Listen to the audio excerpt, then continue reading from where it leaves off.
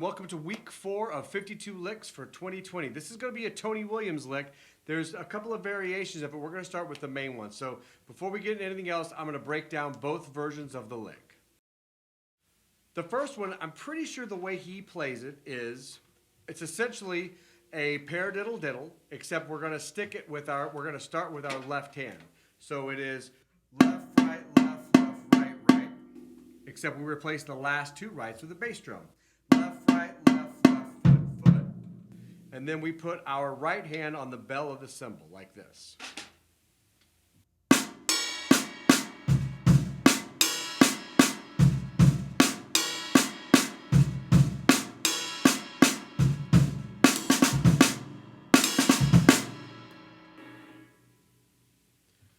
While he's messing around with that, he also does a 5-note version where he takes out the last foot. So it's left, right, left, left foot, left, right, left, left foot.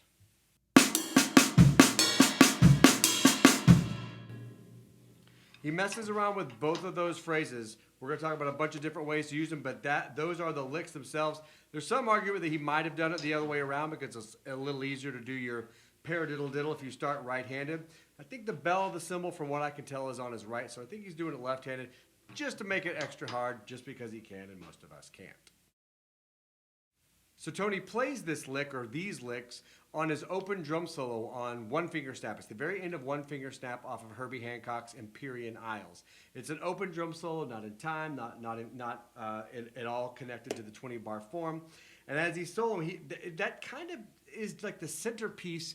You know, he kind of plays some stuff that eventually gets to this little idea and it becomes the centerpiece for the majority of his solo. So he'll get into it, and again, it's out of time, so he can kind of ramp it up and pull it back tempo-wise as he wants, and then he kind of throws in that other variation. So there's lots of variations that you can do. Like I said, I think he's playing it left, right, left, left, foot, foot.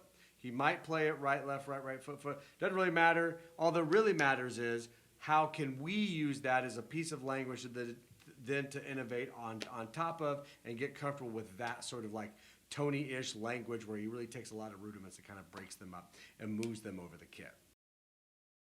So a lot can be done with this phrase. It's a Paradiddle-Diddle.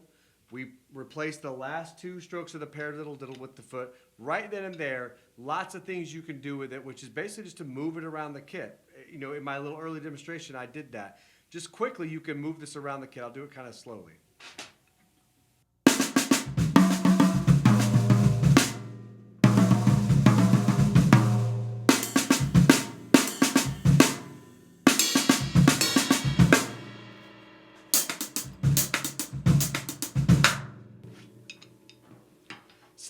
Those are several easy kind of variations.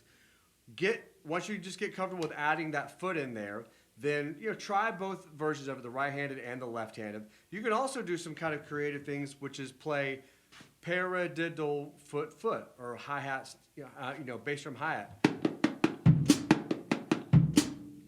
There's all sorts of kind of things you can do with that. Even if you get good with the foot, you can do the splash, So I'll put a bunch of that in the PDF to break down. And then the other cool one, obviously, is that if you just take out that one note, then you've got a 5-note grouping. This kind of piggybacks well with the last one we did, which was that Jeff Tain Watts one.